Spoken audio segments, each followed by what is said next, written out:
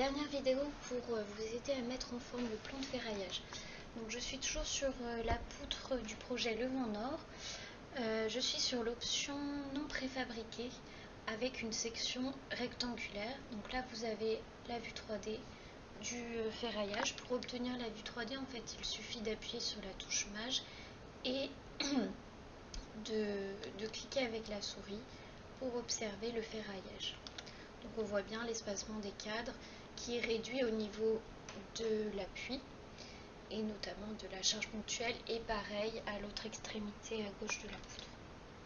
Au niveau du plan de ferraillage, vous l'obtenez ici dans plan d'exécution. Quand vous allez voir, quand vous allez ouvrir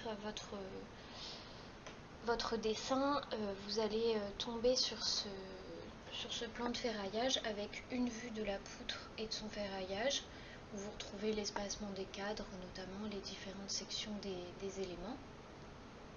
Et ici, deux sections qui sont un petit peu petites, et puis vous voyez qu'au niveau de la lisibilité, c'est pas idéal.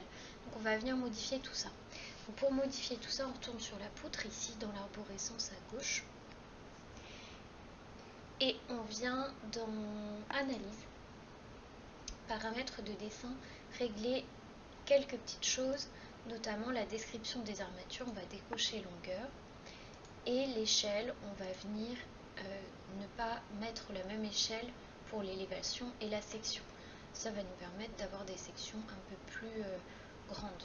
Donc on clique sur OK ici et on obtient le plan d'exécution suivant. Donc voilà, ici maintenant tout n'est pas parfait. Par exemple, si je prends la vue globale de la poutre, et ben je trouve ici que la cotation est un peu resserrée par rapport à l'espacement. Donc ça, je vais pouvoir le modifier localement. Donc pour cela, vous allez dans Affichage, composants du dessin. Là, vous voyez les différents cadres qui composent votre dessin. Et moi, je vais rentrer dans la composante Vue. Je vais venir cliquer sur la cotation qui me déplaît. Et voilà, vous venez la déplacer un petit peu vers le bas. Qu'est-ce qu'on pourrait modifier ici? Bon, le reste est assez lisible. Ici, là, dans la section, on pourrait par exemple inverser l'armature 3, qui correspond au 2HA32, et l'armature 2. Il serait plus logique que l'armature 2 soit sous l'armature 3.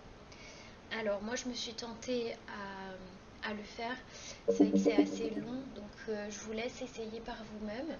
Une autre possibilité, si vous voulez améliorer le rendu de votre plan de ferraillage, c'est d'enregistrer votre fichier sous un autre format, sous le format DXF. Le format DXF, il est lisible par AutoCAD.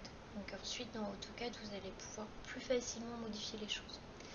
Voilà, une autre possibilité, quand vous voulez imprimer, cette fois-ci, c'est de faire une impression directement, print to PDF. Il ne faudra pas oublier de modifier ici dans les paramètres avancés le format.